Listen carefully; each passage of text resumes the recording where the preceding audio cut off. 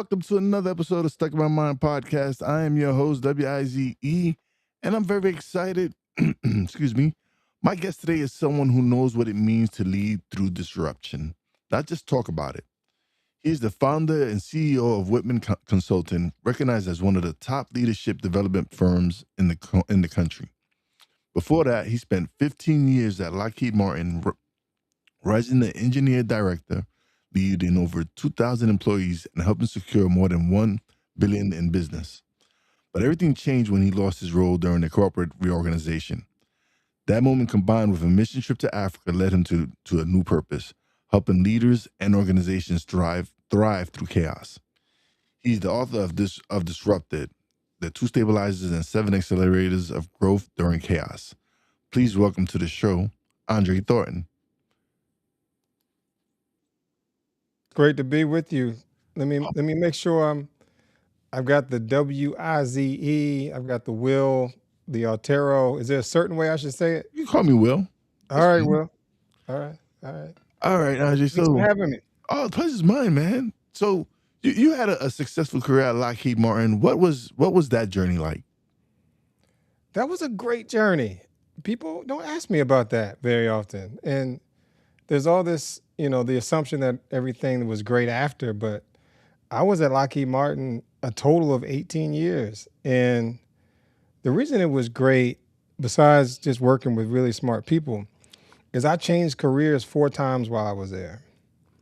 So I went from manufacturing to operations to engineering to finance, and then finished in leadership development as my last role. So every time I got quote unquote bored in my career, I went looking for the next thing I was interested in, and I was able to find it at the same company. And that was an 18-year career. Awesome. So, what went through your mind when you lost your role during the reorganization? Yeah, oh man, it was devastating. I had been this rising star at the company. It was a lot of visibility. It was a lot of pride associated with that. In the corporate game, it's all about getting promoted, and that everyone's paying attention. You're paying the most attention. You tie your identity to those promotions. So when I lost that role, it was like I lost who I was, and I wasn't sure what to do about that. And it really took that to bring me to this sort of state of searching for clarity, combined with having the humility to say, hey, you know what? Let me approach this thing a little bit differently and not connect everything that I do just to a title, just to a promotion, and figure out what this thing called life is really all about. So, you made a mission trip to Africa. How did that shift your perspective? Oh man, it was life changing. It was a 1 week trip. It was in Niger, Africa. Niamey is the name of the city. I was with a group of people, 12 others I had just met before the trip. And the way I describe it, it was like being on vacation with God for a week, if you can imagine what that is. And it's really kind of hard to put into words, but the country itself and the land itself is one experience in the continent of Africa. The people are a completely different experience. And what I found was there were so many similarities and connections between myself and the people.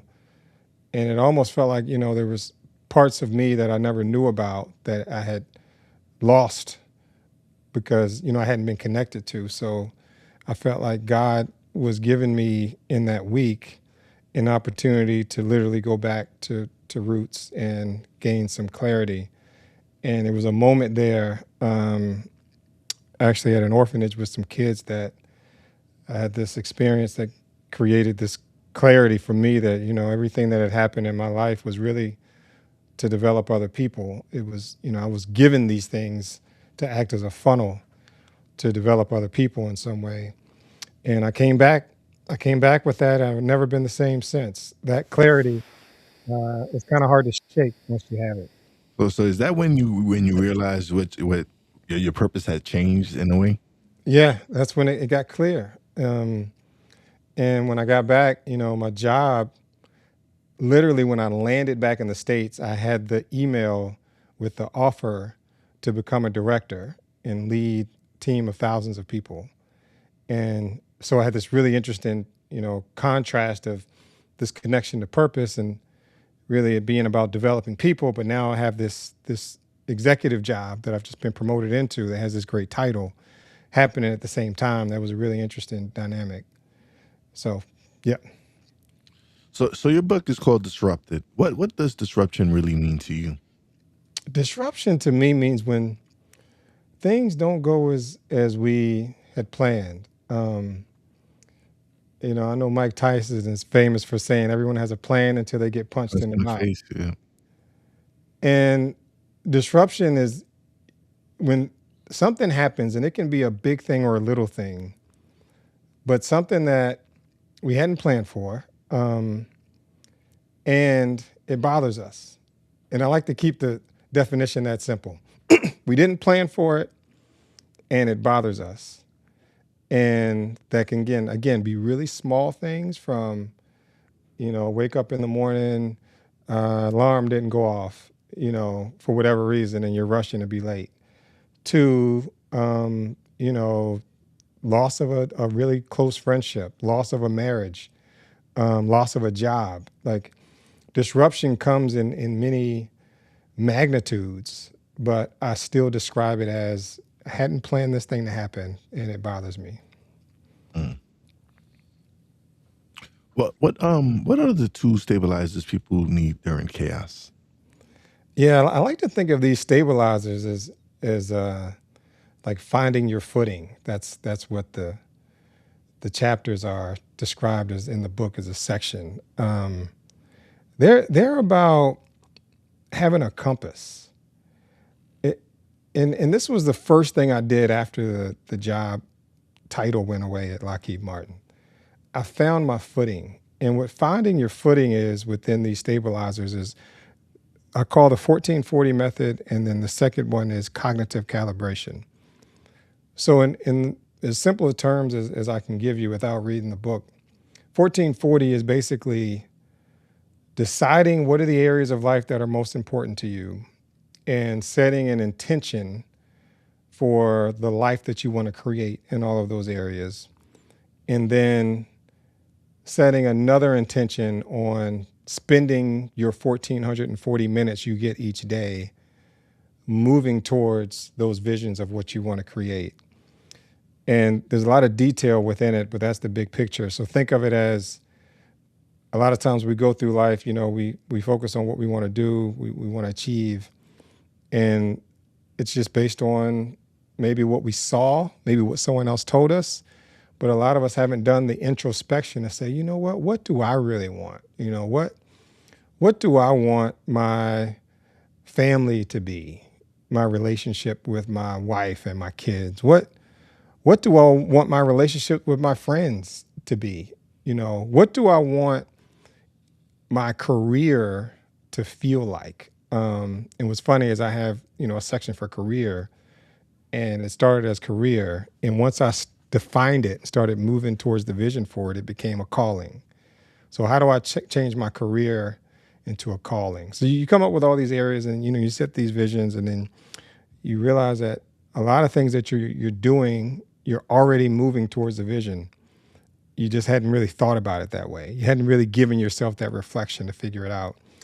And then the second stabilizer is cognitive calibration. And that is on a daily basis, when things happen, many disruptions or major, we're on our path. We have, again, we have the plan, we have the vision from the 1440.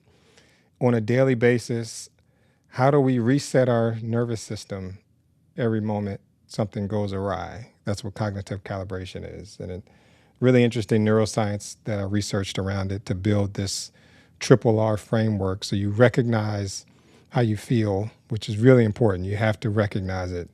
I used to think skip that and just go straight to positive, but you can't, because then you suppress it, and then that causes all kinds of other issues.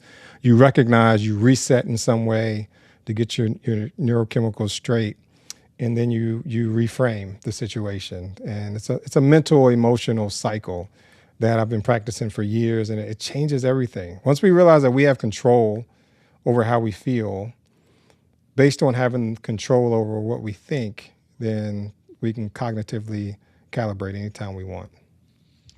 Uh, this week has been kind of for me personally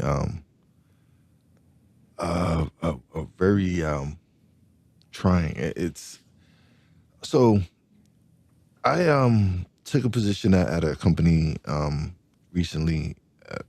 It's a step up from what I'm doing now, and it's more money. It's I'm looking at all the opportunities that are coming with it. And at the time that I get this news that I'm taking this position and I'm making the transition and the move, um, I get hit with bad news, right? Like something that hit my family really hard, Mm. and so it was like it's been a week of like I'm wanting to celebrate this great opportunity and this great time that's coming, and but yet knowing what we're going through right now is just I don't know if I should feel like this way. Like it really is like Mm. that. But knowing the situation and then the whole like I know how my family would want me to do it. So, but it's just internally it just feels it's just that conflict. Mm. Man, that's tough. And I can imagine what you're describing with there being a different feeling for each kind of part of your life, and how to balance that and how to show up, right? Um, I just, I don't know if this is helpful or not, but I'll share. I'll go really personal on you. A couple. Well, one in particular. For me personally, I was early in my career. I had been at the company about 3 years, and I was nominated and had just won an award for being Black Engineer of the Year. It was incredible, um, and this was in 2000. I got engaged right around that time, so I had a wedding that was being planned. It was like, a white picket fence, everything perfect, right? And my best man that I had chosen at the time, about 2 months after the engagement and about 1 month after I found out I had won this award, everything was great. My best man took his own life, Wow. and it it devastated me, of course.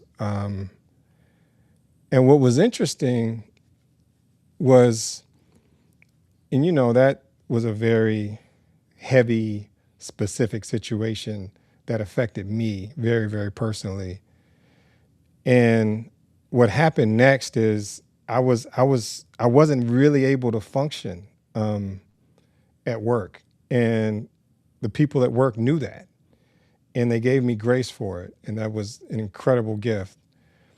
And what happened over that next year, as I thought I was being dysfunctional at work, was I ended up getting promoted in the midst of it. And so somehow I must have had some kind of autopilot with work that allowed me to still show up and do whatever it is that I needed to do while being in this extreme state of grief.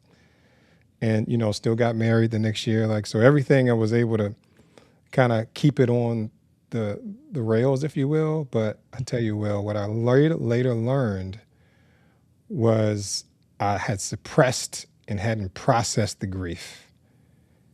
And that was problematic because it caused me to have some things going on psychologically that were beneath the surface that were making me do things that I really didn't want to do.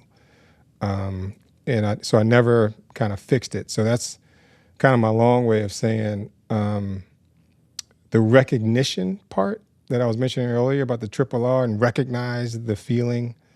Um, I, I, I didn't formally do it. I just kind of tried to suppress it but I knew I was walking around like a zombie, but I didn't address it like it needed to be addressed. I needed to go to therapy. There's all kinds of things I needed to do, Yeah. and I didn't.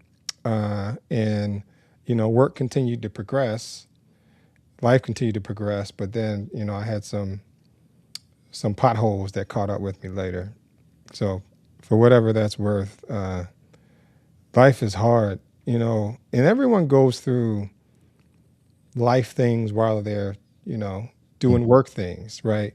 We feel like it's such a taboo thing to bring life stuff into our work conversations, but there are ways to do it appropriately. I've found over the years, where you don't have to share all your personal business, but you can, kind of let people know that there's a thing going on, and just that they're aware, and but you're still showing up doing what you have to do. And you know, I mean, what was crazy is the last thing I'll say. So I have pictures of this. I'm at this Black Engineer of the Year award in Baltimore. So my cousin, who was my best man, he passed on December 27th, and it was like February 17th. I'm in Baltimore receiving this award, and had my family there. I mean, like, it was incredible.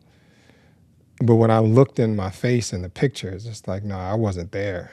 Like, it was a shell of me, and I have such a visceral memory of that. So I'm trying to, celebrate, but I probably just need to kind of check out for a little bit. Oh yeah, no. It's definitely, and it's been like, I don't. It's for me, because if you listen to my story, it's been one crazy ride. Mm, Because but I just know personally how if my how the person would want me to proceed with it, right? Like mm, how they would want me to continue to live my life and do what I'm doing. And so it, it's just, you just have to take that time, that those moments. Like I don't think I've really truly processed it yet, and so it's still, it won't really probably hit until the day that I have to go down and and and see and be with my family and everything. So it's just mm, it's just it's kind of bittersweet for me in a way. mm, mm. Yeah, one day at a time, brother. Oh, definitely, definitely. So can you, all right? So can you break down the seven accelerators of growth in simple terms? Yeah, they got these, try to come up with cool titles for them. But if you think about it like this, so the stabilizers, you have the big picture. This is what I want my life to be. And then this is how I'm going to deal with when things don't go as expected. So now I have like big picture compass. And when I hit a roadblock, I can use this, drink some water, so to speak. That's the cognitive calibration. The seven accelerators are now you set what you want to go do. Because I believe we feel fulfilled when we are creating something. So the first three accelerators are about the self leadership that you need to go do the thing, whatever the next thing is that's within your 1440 that you want to accomplish. And then the last four accelerators are about how do you lead other people. So think of it as accelerator one, two, and three, which the section is called Move with Purpose. How do you, in the ideas, is this is going to be something you've never done before.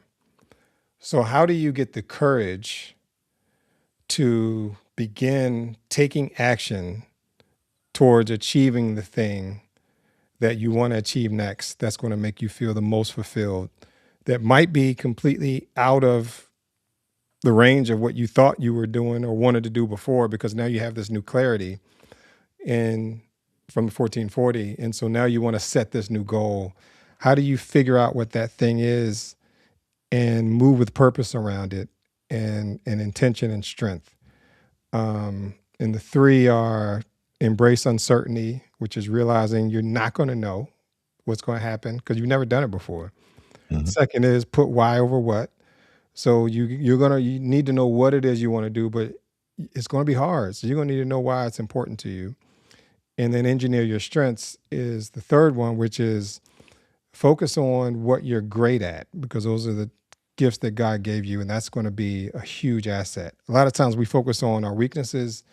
A lot of research says we should focus on our strengths. So those are the three things that I think of as like, hey, the first three are moving with purpose, setting some goal I've never achieved. The last four, now you got to get other people to want to work with you. And, I've been in a lot of formal leadership roles, and you can just tell people what to do to some extent. Um, but I've been in a lot more informal leadership roles, volunteer organizations, special projects that I would lead at work where people didn't report to me. So what I learned was you needed to get people inspired to want to work with you. People have a mentor, the way he defines leadership, I love. He says, or what is a leader? A leader is a person that has followers. And then all right, well, how do you get people to follow you? Not just do what you say because you're their boss, but follow you.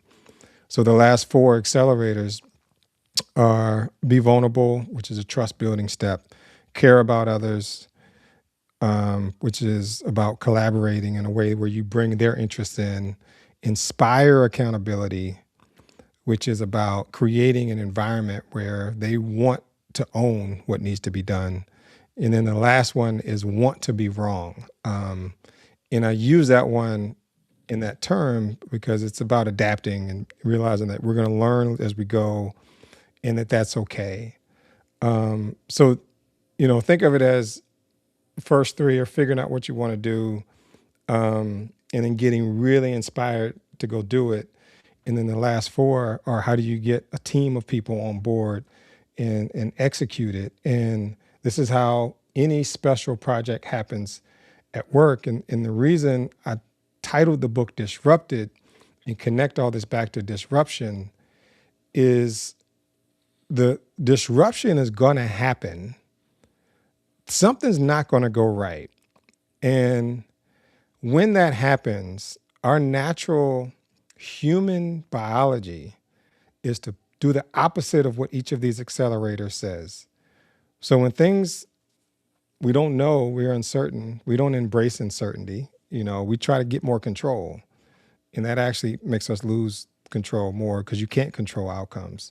So for example, each of those accelerators, they are the counterintuitive thing to do when a disruption happens. It's like, how do you raise above what you naturally feel like doing and then instead lean into these accelerators with the caveat that you will need to cognitively calibrate to get your nervous system back on track along the way.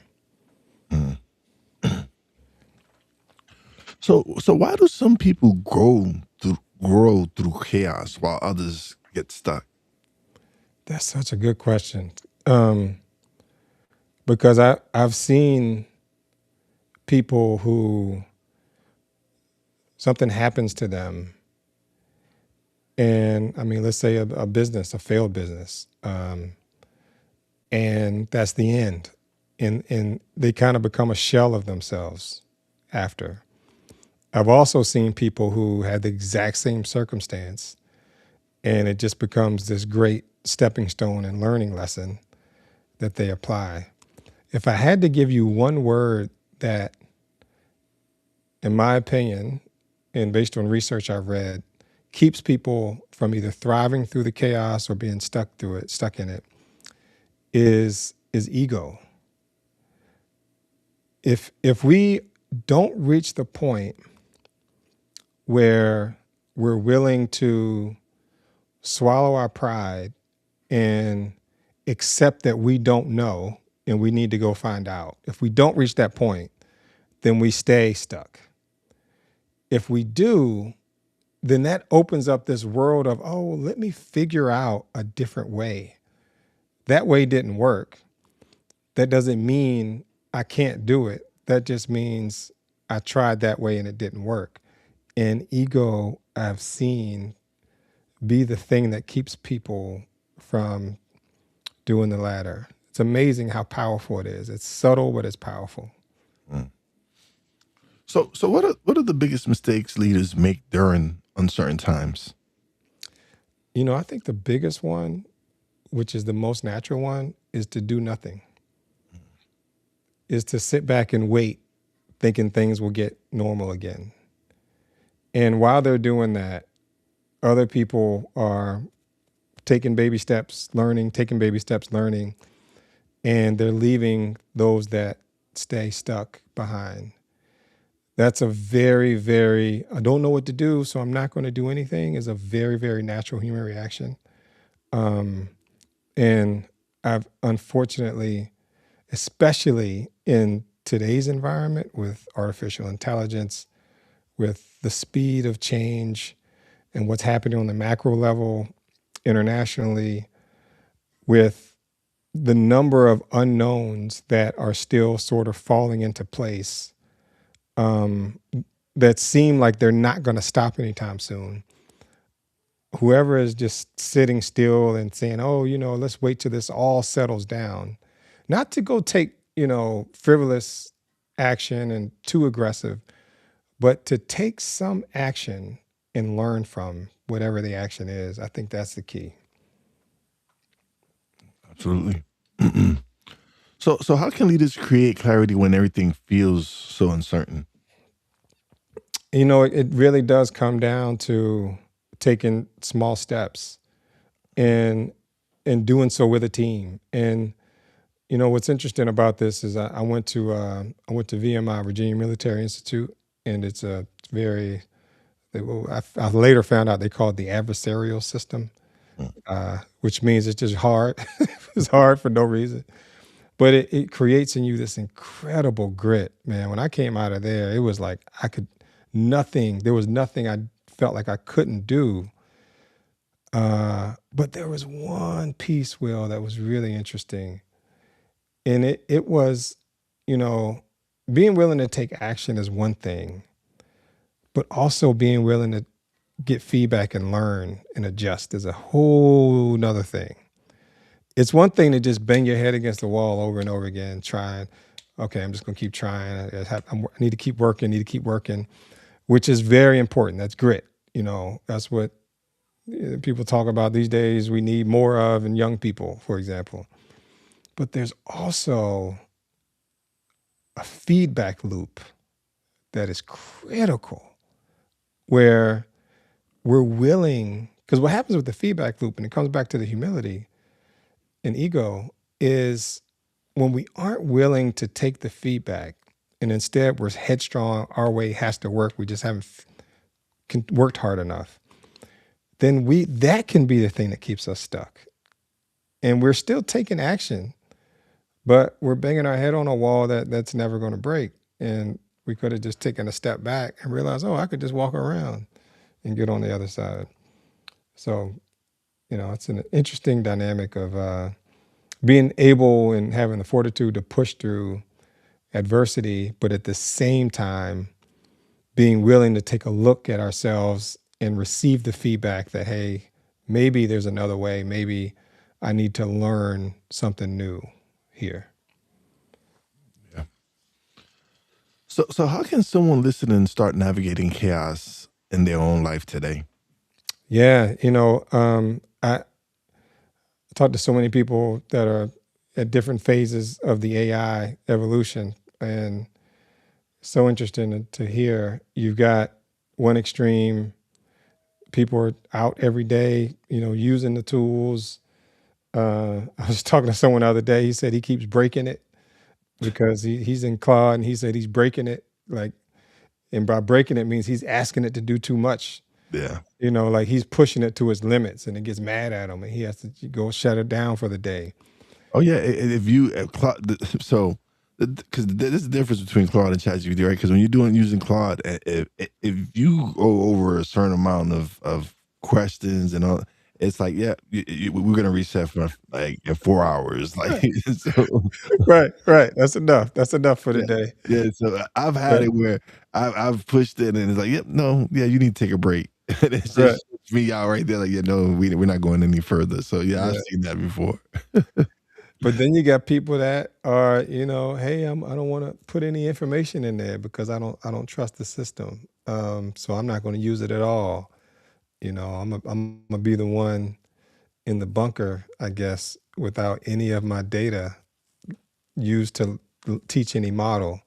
and that's going to keep me safe. And I mean, the range, and then you have everything in between.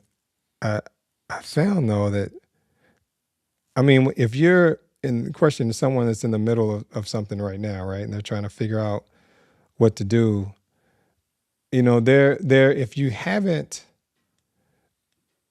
decided or come up with a way to determine for yourself your sort of North Star, which is to find your footing, if you haven't done that, that would be the first thing I would recommend.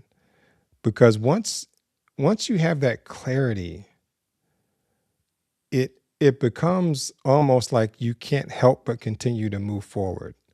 But when you don't have it, it can feel overwhelming. It can feel, you know, to some you can reach a point of despair because you're like, why am I even doing this? Like, why? What's the point of life, of everything? But if you once you get that clarity though, and you get the footing figured out, then you'll be amazed. And this is what happened to me. You will figure out the next thing to go do. It'll bubble up because you got so let's say your North Star is, and let's keep it to career just because that's simple.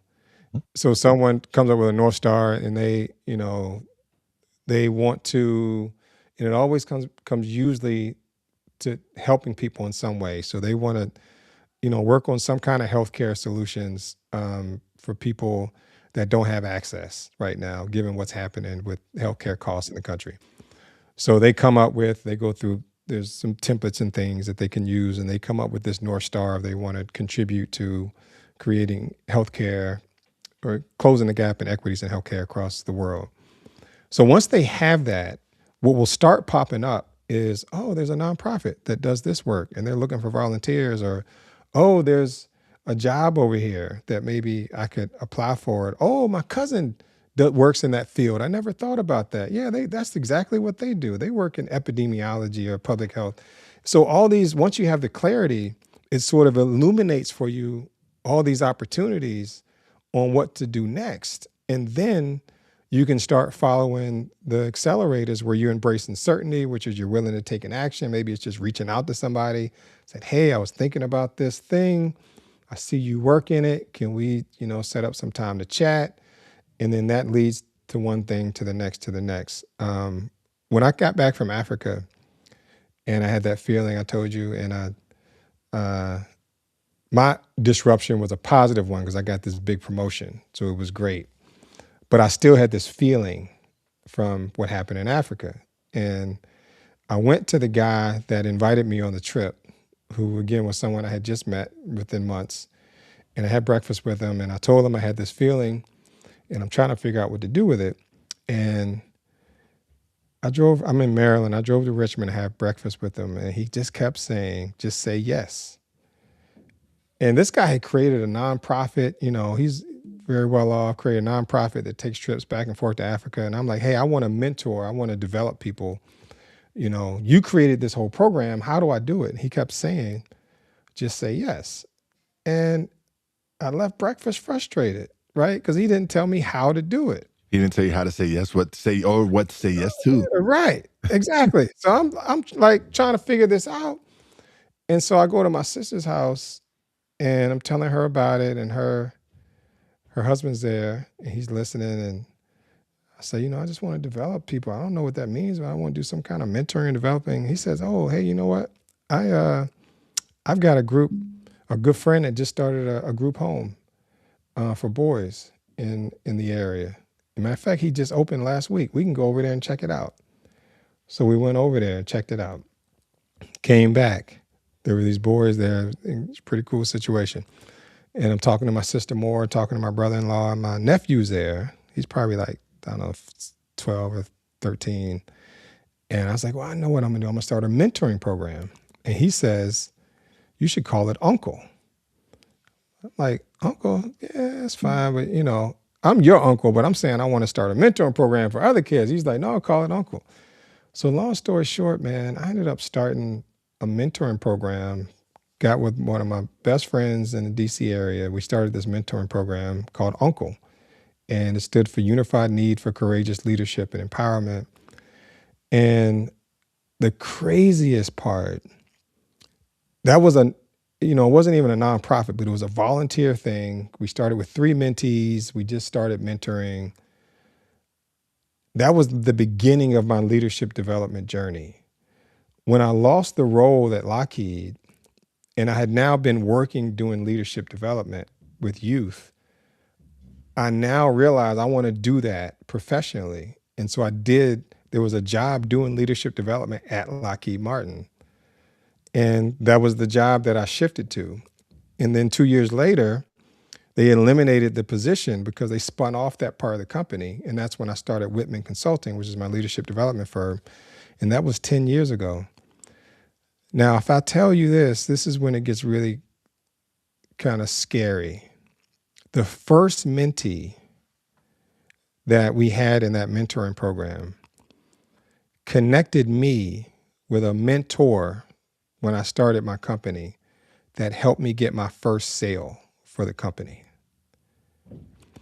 So I would have never imagined that that connection would happen. And there's multiple, but that's just one that stands out. So when he was saying, just say yes, all he was saying was just go start talking to people about it. Get out of your head about it and just start either researching, putting stuff together, talking to people, just start. And it's amazing what happens when you do, because people get excited and inspired to be a part of it. Oh, absolutely, man. It even the same thing with the podcast for me was I had wanted to start a podcast, but I was in my own. I was, that voice in your head. Oh, you gonna suck? You're not no celebrity. Why are you starting a podcast? You don't know. And so all this talk, all this negative self talk, I finally said, you know what? No, I just pressed record and it was probably 7 minutes long. Like the first episode was like 7 minutes long, but it was just the fact that I was like, I got out of my comfort zone and challenged myself to do something. Just, you know what? If it sucks, it sucks. Here we go. And obviously I'm going to suck because I didn't have any experience. But with each episode, I improved, right? And with each episode, my confidence improved. So of course, with each episode, time improved. Like it went from 7 minutes to 10 minutes to 15 minutes to now I'm doing 30, 35 minutes, 40 minutes a show. 40 sometimes we even out an hour. And so to challenge myself and do something that I had never done, like I'm not in media. It wasn't something I was doing. Just to go and, you know what? I'm just gonna do it. Like if the more I just wait till it's perfect, I'm just never gonna get there. That's it. How long ago was that you started? 6 years ago. Wow. Mm-hmm. I was furloughed from my job because beginning of the pandemic, there was so much going on. The 2020 election, the George Floyd situation. There was just so much going on, and it was, I guess for me, it was my therapy at first, right? It was for me, it was my way of venting and talking and expressing what was going on.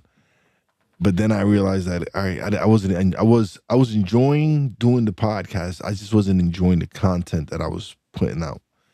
And so I switched it more to an interview format, and I just started interviewing anyone. But then when I finally got to where I wanted to focus more, where I wanted to speak to entrepreneurs, coaches, thought leaders, that's when things really shifted for me. Like really things really started going in a different direction. And I went from me not being able to find the guest and struggling to find guests and talking to anyone and trying to where like every day now I get 2-3 emails, someone reaching out because they heard the podcast and they want to be a guest and they want.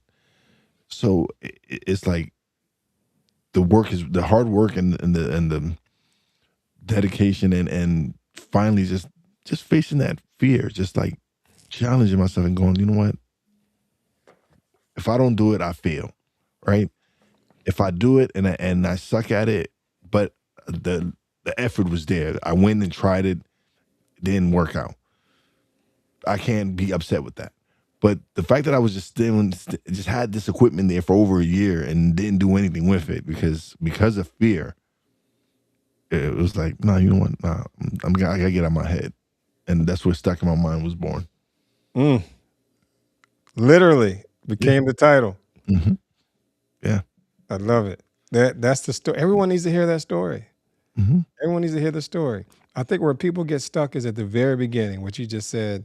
You just got a microphone, recorded. That's it. 7 minutes. That's it. And then the funny thing was because I was strictly audio at first. It was crazy because I was using StreamYard at the time to record the episodes, but I was just recording the audio. I wasn't using the video. And then I interviewed a couple, and I was probably 100 and something episodes. Like I had recorded probably over 100 and something audio files, and I got a couple. They were marketing specialists, and the husband goes, so you don't do video? I said, no, not yet. I'm not ready. I'm waiting, and okay, then again he goes, so you don't do video? I'm like, no. And the third time he asked me, I got what he was saying, right? Like, yo, my man, you using the platform already to record the interview. Like, yes, I do. I record video, and right that from that episode on, I've been doing video. But it was him telling me, like, if you're gonna wait till you're perfect, you're just gonna keep waiting. Like right now, you're using this platform. Use it. Like use it to the max ability. And he says, and then it's also extra content, right? I wasn't looking at it that way at the moment. I was just focusing on just recording my podcast, but then he's like, yo, the video is extra content now you can go to YouTube and start putting the video up. It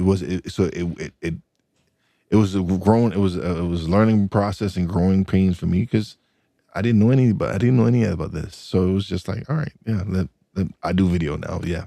And yeah, so now I do video. And how long ago was that? That was about 4 years now. Oh wow. Yeah, 'cause I was probably 4 years now.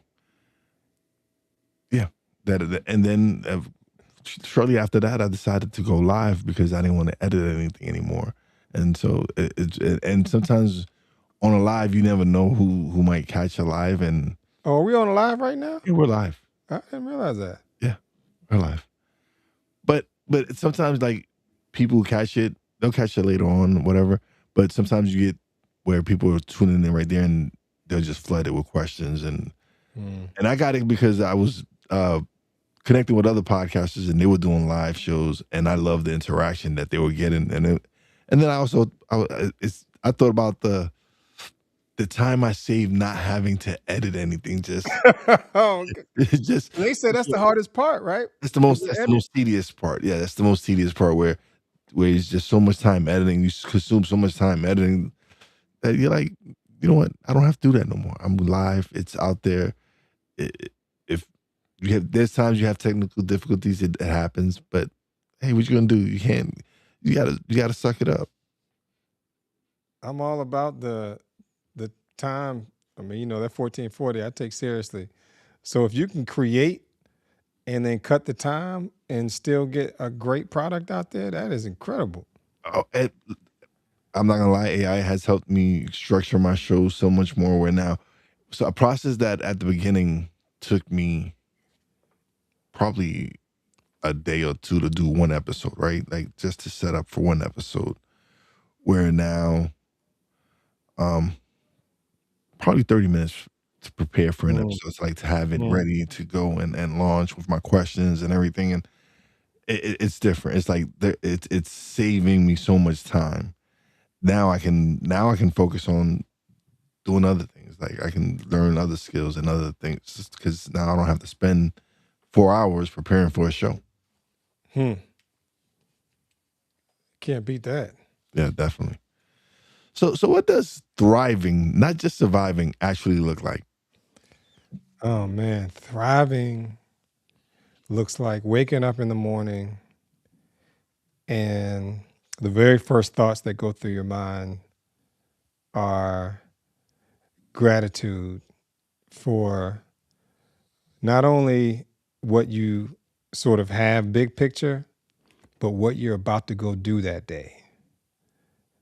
To go from thriving looks like going from everything that you do saying I have to do it to saying I get to do it.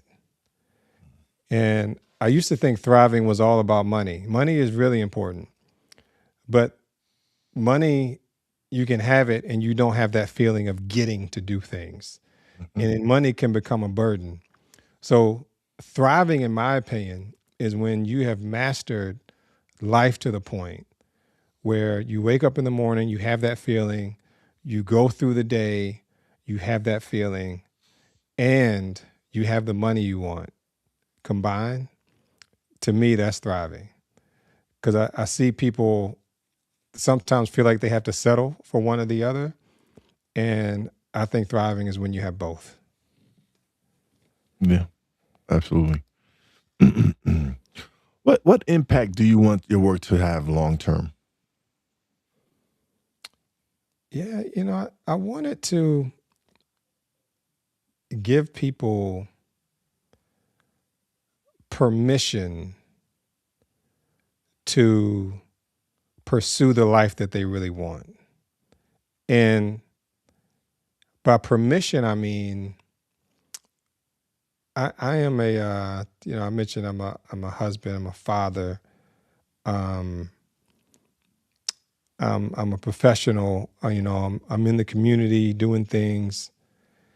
And there's a list of when I was younger, what I thought that was supposed to be that I needed to sort of check the box on these things to be, a successful leader or professional. And in that list, there was not any reflection for me on what do I really want versus what do I sort of think everyone wants from me and what society wants. What I hope this book does is it gives people uh, a framework, not the framework, there's several out there, but a framework to take complete ownership of their lives and use that ownership to very thoughtfully create the exact life that they want to live, not the life that they feel like they were handed. Mm. I'm an engineer by education. I was brought up with math and logic being very important until I learned that the creative side is how you get to that idea of, hey, I want to create a life that I don't have. And even though I don't know how to do it yet, doesn't mean I can't do it. Mhm. And I can create it. So that's what I hope. I hope even me saying I'm an engineer and people that like things very structured and logical, I hope people hear this, my voice, hear this conversation, get the book, and realize, hey, that guy he was just kind of a regular, engineering guy. He's a rather corporate America person. And, he tried something different and I can do the same. Not that I'm going to do what he did and leave my job or, any of those things, but I can, if I have this feeling that there might be more to life, I can go figure it out. And here's a structured way to do it. Yeah, absolutely. Well, if someone listening right now feels like they they just got disrupted and they don't know what's next, what would you tell them? So the first thing is that there is the step of recognizing, and by recognizing, it's almost like we assume that, like, if we're dealing with something really hard, we're disrupted, you know we're feeling all kinds of way about it. We assume that just because we're feeling all kinds of way about it that we have recognized it, but that's not recognizing it. That's that's not processing it. That is experiencing it. That is, we're in the middle of it. Recognizing, and this is, there's neuroscience to this, when we're just in the feeling, the part of our brain that's lit up is the amygdala, which is back here. When we recognize, meaning we say, oh, I am feeling, even though it's like, oh, I know how I'm feeling. I don't need to say it. No, say it out loud. You can do it by yourself. I am feeling grief. I am feeling completely distraught about what is happening right now. Actually say the thing or write it down. There's this concept of getting it out of your head and into the world. And when you say it, you bring your prefrontal cortex online because that's what you use for speech. And it's your prefrontal cortex that you need to solve the problem. So a lot of times we'll stay stuck in our minds with just ruminating, thinking about it, feeling horrible, and don't take that step of recognizing. And the recognition, depending on how big it is, could just be a statement. It could be journaling, just get it. It's almost like a vomit. You have to get it out of you. And once you get it out, then you can do something to reset from that. Resetting is where you are able to tap into our neurochemical, and it's called DOS, dopamine, oxytocin, serotonin, and endorphins. So I'll give you a perfect example. My daughter recently, she's about to graduate from college, and she's been interviewing, and there was this one job she was really excited about. She got the rejection email, and she sends us a voice note, and she's very upset, and she understandably so. But what's interesting about her is by sending that voice note, and she's learned how to do this, she was recognizing. She got it out. And then you know what she went and did next? She worked out. When we work out, we release endorphins. And then that helped her feel better. And then she went to sleep. And then the next day she was able to reframe, and was a completely different person. And she sent an email back to the person, a great email, thoughtful email that the person replied to. And now they've got like a dialogue going still. Even though she didn't get the job, she may have a new relationship. So this recognize, reset, and reframe is biology.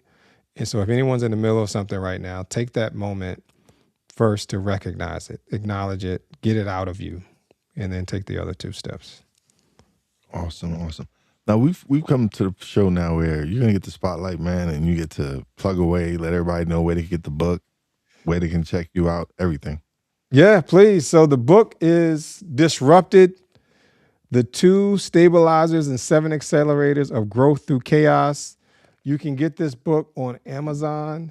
You can just search up my name, Andre W. Thornton, on Amazon, or you can go to my website, andrewhitmanthornton.com, and you can find everything you need to find there. It's been a gift. I thank you so much, Will, for giving me the platform to chat with folks. Oh man, the pleasure's all mine. Thank you for being a guest. I appreciate your time. This is awesome. I appreciate you talking to me and listening to me and letting me express myself. So thank you, man. This is the reason why I enjoy doing my podcast, right? Because I get to have these wonderful conversations, and at the same time, I get to just be me, right? I get to express whatever I'm going through or whatever pain or what, and it's been a lot, right? It's been crazy because a couple of years ago, you know how when you mentioned you was on autopilot, right? After when your best friend did what he did. For me, my mom, a couple of years ago, we were going through it. She was battling dementia and Alzheimer's, right? Mm-hmm. And